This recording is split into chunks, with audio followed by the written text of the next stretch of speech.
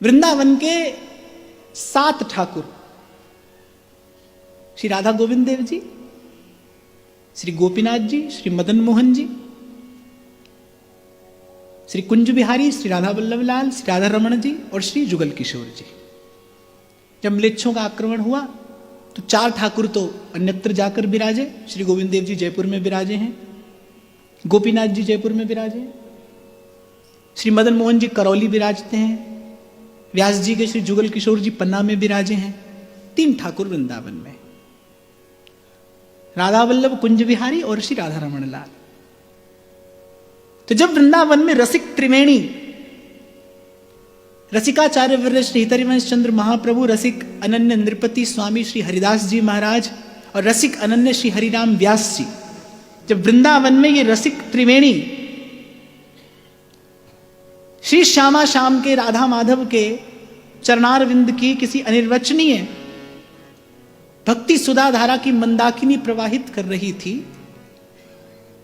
तो एक बार किसी राजा का वृंदावन आना हुआ।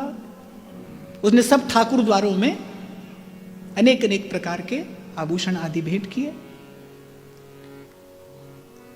जब वो श्री गोपाल भट्ट गोस्वामी के निकट पहुंचे, अब श्री गोपाल भट्ट गोस्वामी के सेव्य थे श्री शालिग्राम जी,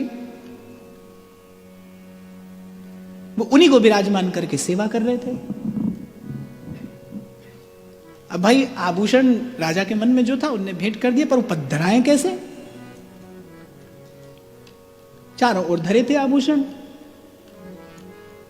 हमारे व्यास जी आए, श्री गोपाल भट्ट जी ने कहा व्यास जी से कि कोई पद सुनाइए, हमारे ठाकुर जी का दर्शन करके भी सुनाइए। अब व्यास जी तो थे बड़े विनोदी स्वभाव के संत। झूला पर विराजमान थे श्री शालिग्राम प्रभु। व्यास जी बैठ गए, तानपुरा लेकर गाने लगे, कहते हैं झूले झूले मेरी गंडकी नंदन। अब गाएं क्या? रसिक तो रूप का उपासक होता है, अब क्या गाएं? फिर कह रहे हैं कि अधर न श्रवण नैन नहीं नासा, दरस होत कछु होत अनंदन। चलो गोपाल भट्ट गोस्वामी जी ने सोचा अब कुछ और गाएंगे, देखें क्या गाते हैं। अब खूब चंदन लगा था श्री शालिग्राम जी पर। तो व्यास जी कह रहे, बोले मानो भटा कढ़ी में बोरे। भटा समझते हैं ना?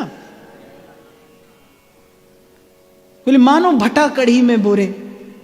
अब तो गोपाल भट्ट गोस्वामी जी को बड़ा दुख हुआ, अच्छा नहीं लगा उन्हें।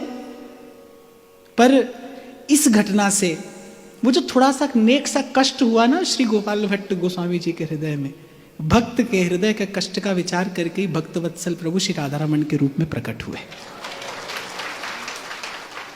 श्री गोपाल भट्ट गोस्वामी जी के हृदय के उस नेक से कष्ट का विचार करके श्री राधा रमण लाल ने ऐसी कृपा की और उस दिव्य श्री शालिग्राम शिला से प्रभु का प्रागट्य हुआ।